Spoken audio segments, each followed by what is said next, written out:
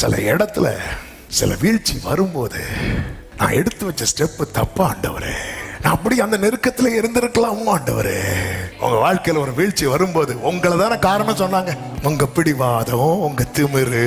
நம்ம ஜெபம் நிறைய பேருக்கு திமிரா தெரியும், நம்முடைய விசுவாசம் நிறைய பேருக்கு திமிரா தெரியும். ஆனா எலிசாவின் தேவன் நம்மோடு இருக்கிறார். எங்க விழுந்துச்சு, எங்க விழுந்துச்சு?